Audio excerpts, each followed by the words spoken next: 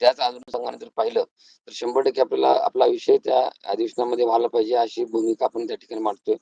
आचारसंहिता तर आहेच, तरी देखील आपला विषय त्या ठिकाणी होणं अपेक्षित आहे. त्याच अनुषंगाने आपले जे नेतृत्व आहेत त्यांच्या नेतृत्वाच्या माध्यमातून मला वाटतं तारीख किती तारीख झाली या संदर्भात आता मला कळालं की 9 तारीखला आहे.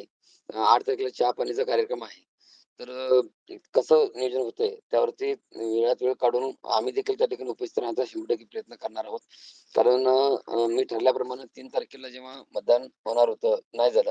तर त्या 3 तारखेलाच मी माननीय भरतशेठ गोगावले साहेब, त्याचबरोबर माननीय श्री शहाजीभाऊ पाटील साहेब यांना देखील भेटून त्यांना स्मरण करून दिलं, की आपण आम्हाला जो शब्द दिला होता, तो शब्द आपण 100% पूर्ण करण्यासाठी आपण आमची वेळ आणि मीटिंग लावून देणार आहात का? त्या संदर्भात चर्चा झाली आणि शेठने देखील सांगितलं, की 100% मी त्या संदर्भात आपल्याला भेट घालून आपली मीटिंग घडवून देण्याचं काम देखील आम्ही 100% करून तारीख किती तारखेला तुम्ही हे करताय, हे त्या ठिकाणी बघतोय. तर तेवढ्यातच लगेच मला दुसऱ्या दिवशीच आपण तारीख घोषणा केली असं समजलं. तर त्याचं मी स्वागतच करतोय आणि 100% जो निर्णय आपले प्रशिक्षणाच्या माध्यमातून जे नेतृत्व काम करतात, त्या सर्वांचा मनापासून आभार व्यक्त करतो, की आपण धडपड प्रत्येकजण करत असताना आपण देखील करत आहात. त्यामुळे काही अडचण नाही. 100% पॉझिटिव्ह आहे. आपण त्या अनुषंगाने शिंदे साहेबांना आपण बोललो होतो, की आपल्याकडे आमच्या अशा पद्धतीचा डाटा आहे किंवा अशा पद्धतीने आमची मुलं काम करतील. त्या पद्धतीने नांदेडचं 2 पुस्तक माझ्याकडे आता एक पूर्ण आता सध्याच्या घडला की एक पूर्ण आहे आणि एक अर्ध पुस्तक त्या ठिकाणी म्हणजे जमा आहे. तर ह्या सगळ्या गोष्टी जर पाहिल्या तर ह्या सगळ्या गोष्टीवरती समाधानकारक जे काही पद्धत पाहिजे, तर ते अद्याप अजून कोल्हापूर जिल्हा आहे, त्या ठिकाणी एकही पुस्तक जमा झालेलं नाही. हां. त्यानंतर साताऱ्यामधून फक्त 10 पुस्तक दिले होते आपण तिथं. तर ते एक पुस्तक अर्ध जमा आहे. तो जरा चुकीचा लागला. त्या ठिकाणी आचारसंहिता लागली त्यामुळे प्रॉब्लेम झाला. आचारसंहिता लागल्यामुळे निवडणूक आयोगाने त्यांचा तो प्रॉब्लेम झाल्यामुळे ते मोठा विषय त्या ठिकाणी प्राप्त झाला. हो.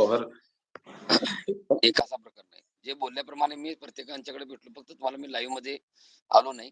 लाईव्ह मध्ये हो. सांगितलं. पण मी बरोबर. प्रत्येकाला भेटून प्रत्येकाला ह्या गोष्टीचा समज दिलेला आहे. आणि त्या पद्धतीने ज्या पद्धतीने अनुषंगाने मी बोललो होतो त्या पद्धतीने त्यांच्याशी संवाद साधण्याचा प्रयत्न केलेला आणि 100% लागू शकतो. काय अडचण नाही सर. नगरपालिका पुढे तोंडावर आहे. त्यासाठीच मला ते डाटा असणं अत्यंत गरजेचं आहे. पण काही जणांचा समज असा होतो, की डाटा दाखवून किंवा प्रशिक्षणाला दाखवून असं नाही ना.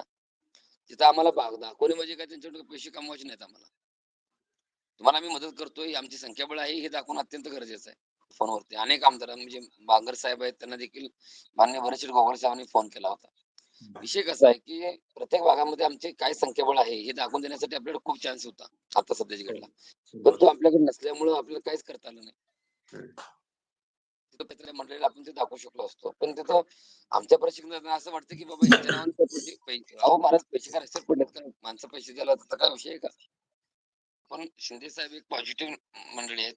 आपण त्यांच्या व्यतिरिक्त कोणावरती विश्वास या बाबतीतला राहू शकत नाही. पण जेवढे काही आमदार आहेत किंवा बऱ्यापैकी मी आमदारांना प्रत्येक कॉन्टॅक्ट करायचा प्रयत्न केलेला आहे राज्य लेव्हलला.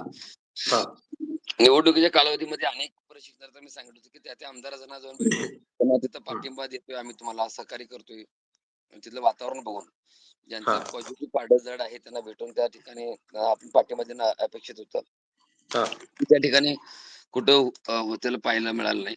फक्त मला वाटतं बाळापूरमध्ये इथले आमदार होते, त्या आमदाराशी माझं बोलणं झालं होतं. ते जे ताई आहेत ना उपोषणला बसल्या होत्या, काय ताईचं नाव? आपली ताकद तर तिथं निर्माण होणं गरजेचं आहे. आपल्या ताकदीवरती बऱ्याचशा गोष्टी इफेक्टेड होणार आहेत सर. त्याकडे आपण पोहोचतच नाही सध्या. आता कोल्हापूर जिल्हा एवढ्या जवळ असताना त्या ठिकाणची पुस्तक प्राप्त होत नाहीत. म्हणजे एवढी दुःखाची गोष्ट आहे. सांगतो की 100% त्या ठिकाणी माझ्याकडे मी जे डोक्यात प्लॅनिंग केलं होतं, जे प्लॅनिंग मी त्यांना सांगितलं होतं, ते त्यांच्या डोक्यात फिट बसलं ते. त्या गोष्टी आपण तिथल्या जेवढ्या परफेक्ट सांगता आल्या ना आपल्याला दादा त्या ताकदीने. तर त्या ताकदीने आपल्याला ते तिथं आता त्यांची वेट होणं महत्वाचं आहे मला, की आता इथून पुढच्या कालावधीमध्ये. आणि त्याचा इफेक्ट अजून चांगला पडला असता, की आपण त्यांना ज्या गोष्टीच्या अनुषंगाने आपण बोललो होतो किंवा त्या गोष्टीमध्ये मतदान जर झालं असतं तर त्या गोष्टी तुम्हाला पण कळल्या असत्या, समोर आल्या असत्या. त्या ठिकाणी आमची मुलं ऍक्टिव्ह मोड मध्ये आहेत. त्या मुलांना भरती करून घेणं गरजेचं आहे. आता जे शिक्षक वर्ग आहेत, आता शिक्षणासाठी आपण समजा शिवसेनेचे मंत्री आहेत. त्या ठिकाणी आमची मुलं त्या ठिकाणी कमी पटाच्या ठिकाणी कमी पगारमध्ये मुलं आमची काम करायला तयार आहेत. एवढी मुलं आमची आहेत तिथे घ्या. मास्तर मुलं आहेत. आता आपल्या लिस्ट आलेली आहे. त्यात आपण ते मास्तरांची नावं एवढी करायला सध्या. म्हणजे जे वेगळी नावं तयार करतो एवढी मास्तर आहेत सध्या, की ते मास्तर लोक बिना पगाराने काम करायला तयार आहेत.